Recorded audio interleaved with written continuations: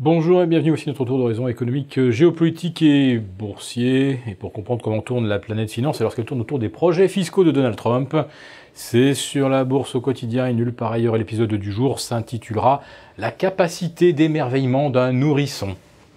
Et oui, je fais allusion, vous savez, à ce genre de petits jeux qu'on fait avec les tout petits enfants. Ça fait toujours rire. Là, pour Wall Street, ce qui provoque l'hilarité, l'euphorie, eh bien, c'est le projet de réduction de l'impôt sur les entreprises de 35 à 20%. Alors, on a ri une première fois en novembre dernier, quand M. Trump a été élu et dit qu'il allait lancer la plus grande réforme fiscale de tous les temps. Et puis on a encore ri, et on s'est encore réjoui après son discours d'investiture fin janvier, où il annonçait qu'il allait lancer le plus grand projet de réforme fiscale de tous les temps. Et puis on s'est encore réjoui en avril, lorsque M.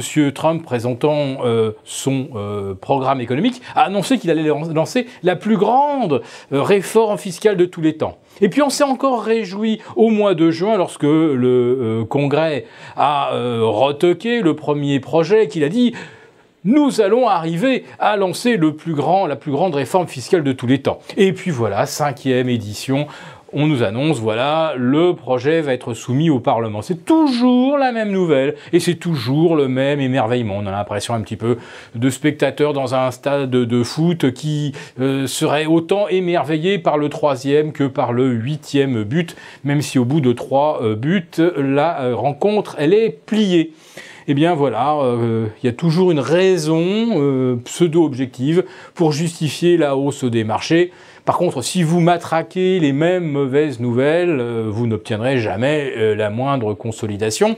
Depuis le Brexit de fin juin 2016, on sait que les marchés ne rebaisseront plus jamais. Et cette conviction est tellement bien ancrée que le VIX retombe une nouvelle fois sous les 10 et les indices US pulvérisent de nouveaux records absolus. Vous savez pourquoi? Eh bien parce que M. Trump va lancer la plus grande réforme fiscale de tous les temps.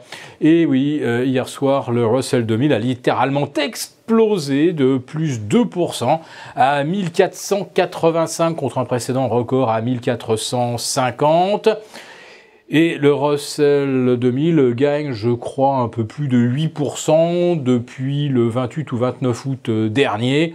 Et on n'a évidemment aucune nouvelle véritablement originale. On avait déjà arraché à la hausse les small caps, justement, au cours des 4 précédentes vagues d'émerveillement sur la réforme fiscale de M. Trump. Voilà, donc la 5e nous emmène à 1488, même au plus haut. Pourquoi pas 1500 ce soir, comme ça fera un compte rond. Et pendant que Wall Street s'émerveille, eh bien, à Paris et en Europe, on s'assoupit complètement, puisque nous avons maintenant, je crois, la 6e séance de consolidation entre 5255 et 5285. Et puis même si on franchissait 5285, ça n'irait pas très loin derrière, puisque nous avons une très forte résistance à 5310. Ne la cherchez pas sur le graphique du PX1, regardez du côté du Global Return, du CAC 40 Global Return.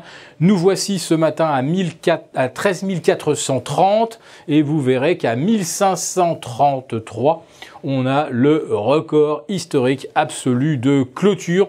Il reste donc à peine 100 points de marge à la hausse, autrement dit 0,6% pour le Global Return qui retestera son zénith du 9 et 20 mai dernier.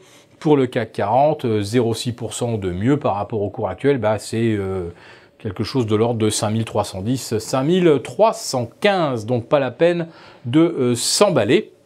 Et en tout cas, on voit bien que depuis une semaine, Paris se fait décrocher par Wall Street et notamment le Nasdaq et le Russell 2000. Vous connaissez la réponse, donc la raison, c'est la fameuse réforme fiscale qui, à mon avis, ne va pas passer comme ça, tout simplement parce que même si on dit que cette fois-ci, ça va profiter aux petites entreprises, certes, les grosses, elles sont fiscalisées entre 8 et 10% en moyenne, donc la belle affaire que de voir l'imposition réduite de 35 à 20. Mais si effectivement ça avantage les petites entreprises, ça veut dire en fait que ce sont les chefs d'entreprise de ces petites entreprises qui vont bénéficier de l'allègement d'impôts. Ce ne sont toujours pas les salariés, et il ne faut pas croire ou s'imaginer que ces économies d'impôts se traduiront par des hausses de salaires, parce que si on montait les salaires, on ne serait plus compétitif au regard des actionnaires, donc oubliez les hausses de salaire.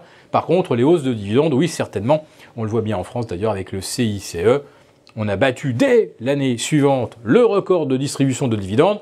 Les hausses de salaire, il n'y en a pas. Les créations d'emplois, il n'y en a pas non plus.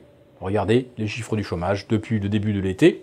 On parlait d'un effet Macron, eh bien cet effet n'existe pas. Par contre, les dividendes, eux, ils existent bien.